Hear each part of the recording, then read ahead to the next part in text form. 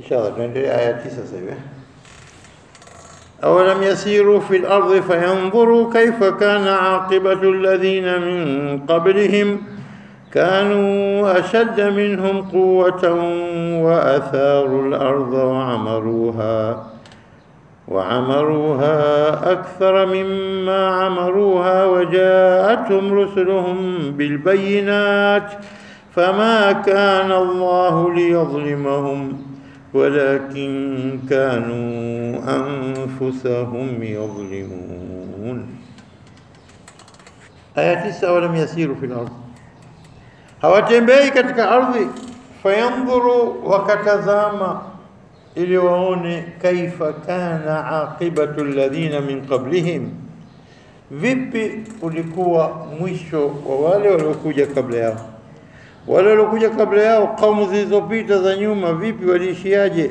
Wakatembea watazame tena. Basi watu hao kanu ashadda minhum quwwa, walikuwa na nguvu zaidi kuliko wao Makureshi wanopinga na maneno yanaambia Makureshi walikuwa na nguvu zaidi kuliko wao Makureshi washirikina wanaokataa kuamini Mwenyezi Mungu na kuamini siku ya kiyama.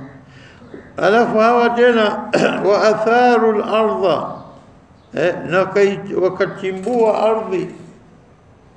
Na hii ardhi kutimbua, atharu al-ardhi yani harathuha, wa milima na kuitumia kwa ajili ya maslaha ya ziraa.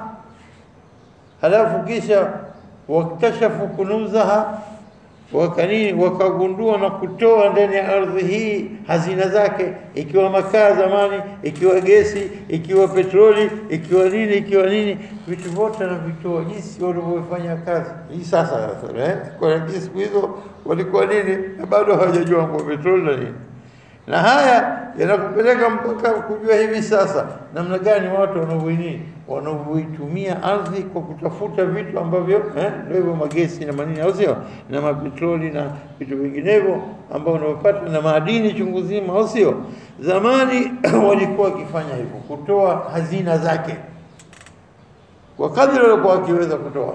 Na hiyo watu wameendelea kutoa hazina mpaka hivi sasa, wanatoa petroli na magesi na na aina mbalimbali za madini zilizokuwa chini ya ardhi. Hii ndio maana yake atharu, yani wamejaribu wakaichimbua ardhi na kutoa kila wanachoweza kutoa.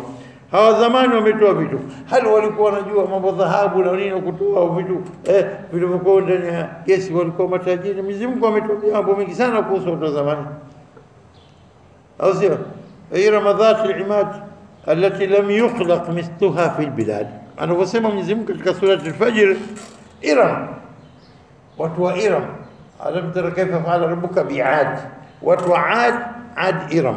هو عاد إرم ذات العماد walikuwa na maguzo majumba maguzo makubwa. Ina maana kama unaosema watu wengine kwamba walikuwa watu wakuza wakubwa kama nini, na bakshi yao jeuri zao zilikuwa kubwa sana, na wamefanya mambo waliyofanya hajatokezea kama walivyofanya. Na Firauni pia wamefanya mambo hajatokezea kama walivyofanya Firauni dhil autad alladhina taghaw, wamefanya dhulma chungu zima fil bilad, katika miji. فأكثروا في الفساد وكفسوا الفساد وكلا aina, wamekithirisha katika fasad. Sasa watu wa Ad Iram hawa jeuri zao zilikuwa kubwa sana, ذات التي لم يخلق مثلها, ambao hawajaumbwa mfano wao fil bilad, katika miji yote hawajaumbwa mfano wao, na jeuri zao zilikuwa kubwa. Enyi Makureshi, sikilizeni, Mwenyezi Mungu ameumba watu kaumu zilizopita kabla. Sasa vipi utajua akina Adi na nani? Tembeeni katika ardhi, fanyeni discovery, mtafute, mchimbe mtafute, na ndio unafanya watu chungu zima. Na wamegundua katika mfano tu mji wa zamani ulioangamizwa katika Saudia, tunasema katika the empty quarter, al-rubu al-khali, al-rubu al-khali hii katika Saudi Arabia. Wamekuta mji kabisa mkubwa, maguzo makuta aliyobakia mji kamili. Na athari yake wakasema hawa watu wengine wakasema kwa Muad walikuwa wakiishi hapo, wengine wakasema kwa nyingine. Almuhimu watu walikuwa wakikaa katika mapango, watu walikuwa wakigunga wakivunja, wanafanya majumba, jinsi ya madhubuti nguvu na ilmu waliopewa na uwezo wao. La kaumu zilizopita zamani ukilinganisha na wakati wa Quraysh walivyoambiwa hivi sasa, wakati aya inavyoelezea kwamba anasema waende walam yasiru fil ardhi, watembei katika ardhi. Na kutembea katika ardhi hiyo ni kwenda kutafuta kufanya nini? Uchunguzi.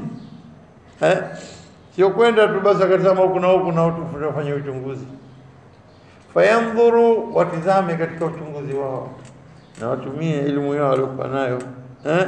Kaifa kana aqiba, vipi ulikuwa aqiba, mwisho wao, alladhina, wale ambao min qablihim, walioishi kabla yao Makuraish, ulikuwa mwisho zama kaumu nani na kaumu Nuh na nani, hao wote hao walioangamizwa. Ziko athari zimebakia, athari mabakio yanaonyesha kwamba hapa eneo hili walikuwa wakiishi watu kadha wa kadha kadha. Hizi athari ziko picha chungu zima katika zimedawiniwa katika vitabu na katika internet. Kama utatafuta utaona picha chungu zima za kutuonesha namna gani umma za zamani zilizopita zilikuwa zimeendelea. Athari nyingine, nenda za Misri utizame mapiramidi yaliyosimama, majengo yaliyowekwa mawe makubwa yaliyokwenda juu, yalivyopangika kwa elimu ya hisabu iliyokuwa hali ya juu kabisa. Leo kachukua makrini makubwa kweli, uweze kupanga jiwe sasa na nguzo inakwenda juu karibu mita na 20, mita 50, inakufika hapa juu ya kifua, na upana kama huo zaidi. Majiwe makubwa yale, vipi wameweza kuyapanga? Hata kuyapanga chini sawa mara moja, lakini la pili yake uliinua, la tatu yake uliweke likae kwa angle inakwenda kama triangle, baadaye kwenda juu, isikae sawa kwenda juu kwa moja juu moja kama unapanga maboksi. Yamekwenda kwa upande, na moja iliyopangwa tuseme kama hivi 15 au 20, na huko sehemu zote, pembe nne zote zimepangwa, na kila moja inakuja juu yake inaingia ndani kidogo, kila moja inaingia ndani. Kwa hesabu gani? Hesabu ilikuwa nzuri kabisa, na ndani hamna kitu, empty, unaona kizika ndani mlima Firauni zamani.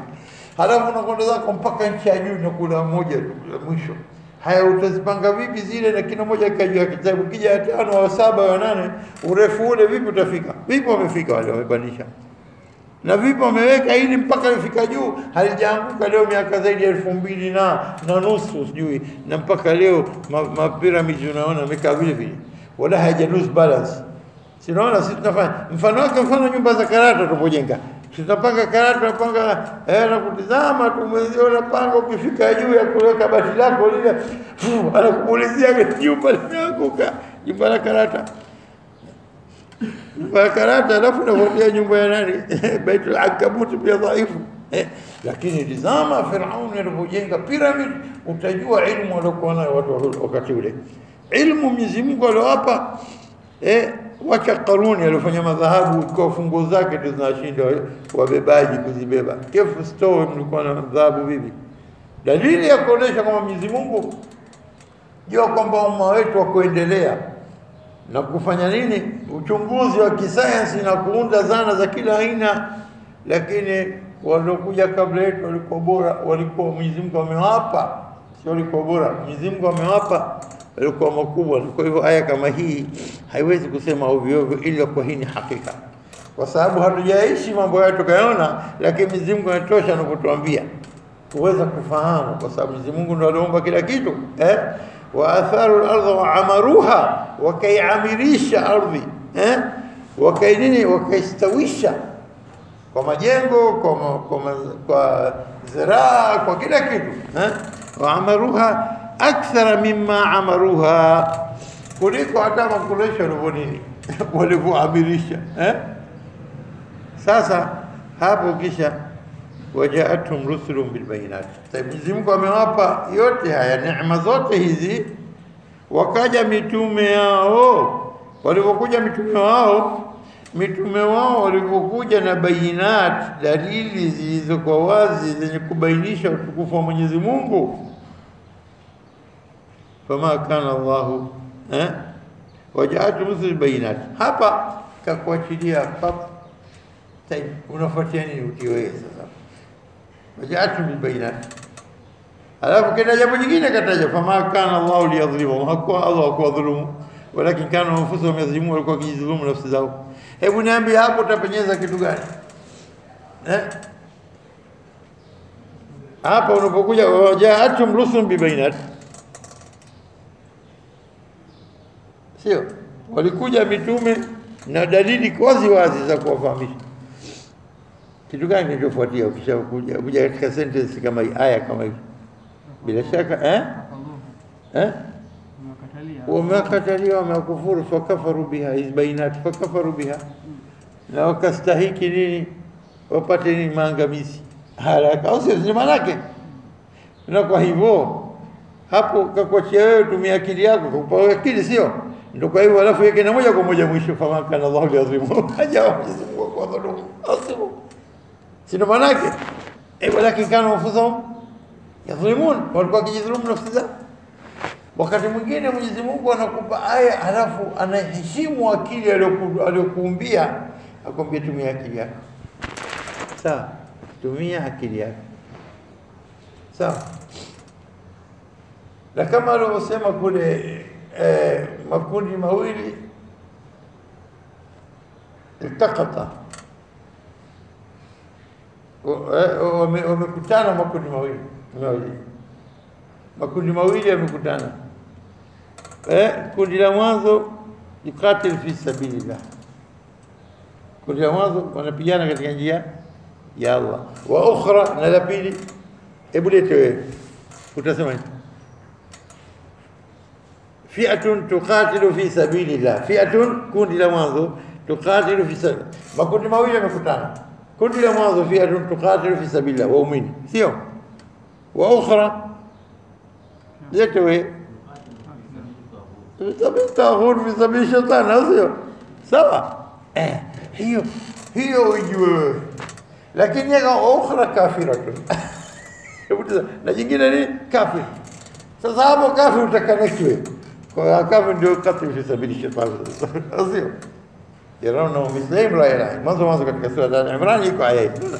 Kwa hiyo Sheikh Saarawi anapokuja anapochambua katika hivi, anafunua macho kwamba tumieni akili zenu, tizameni yale yaliyokuwemo in between the lines, in between the words, baina maneno na maneno, baina mistari na mistari, ili uweze kujua adhamatullah.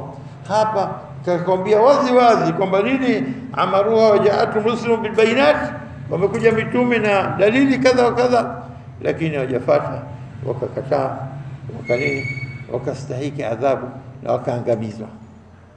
Ala, baada ya kuangamizwa, fama kana Allahu liyadhlimahum, haja Mwenyezi Mungu wenye kuwadhulumu, au sio? Walakin kana anfusuhum yadhlimun. Hilo moja. La pili sasa, kabla ya kuanza fama kana Allahu liyadhlimahum, unaposoma tu ile wamejia mitume, yani kwa dalili wamepewa na mitume wamekuja, Mwenyezi Mungu hajadhulumu, sio? Harudi mwanzo aya. Mwanzo aya inasema nini? أولم يسيروا في الأرض فينظروا كيف كان عاقبة الذين من قبل, watizame vipi ulikuwa mwisho wale watu walikuja kabla yao. Yani vipi ulikuwa mwisho pale ile una connect. Haya maelezo yote yamekuja kwa ajili ya kuelezea vipi ulikuwa mwisho wao wale. Kwa hiyo wanamalizia fama kana Allahu liyadhlimu, sawa? Kwa hiyo ukitaka connect na aya, sehemu ya mwanzo aya inakuja maana fama kana, au lete kichwani mwako kutokana na nini rusul bil bayinat. Kwa hivyo listahiki adhabu, kama kana Allah liyadhlimu. Umefahamika? Hajawa Mwenyezi Mungu akadhulumu, walakin kana anfusuhum, lakini walikuwa nafsi zao yadhlimuna, wakidhulumu. Kwa kudhulumu, kwa kustahiki kupata nini? Maangamizi, kwa kudhulumu na kuzipeleka motoni. Sawa, umefahamika? Hivi ndio kwa ufupi aya hii. Mwenyezi Mungu anapozindua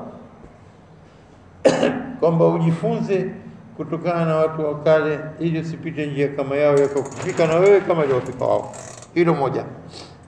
La pili, anakujulisha kwamba ukijiona wewe umefikia katika elimu na kujiendeleza katika sehemu ya elimu, sekta elimu, ujue kwamba walikuja walikuwa bora kuliko wenye zamani kwa mambo kadha kadha, na wako wapi? Wameangamizwa. Ukitaka na nyinyi maangamizo yale, maangamizi yatakuja. Mwenyezi Mungu ameweka ahadi kwamba hatoangamiza na Mtume sallallahu alaihi pamoja nao, na hatoangamiza kwa wanastaghfir. Yakikosekana haya mawili, moja lishaenda zake, Mtume sallallahu alaihi hayupo.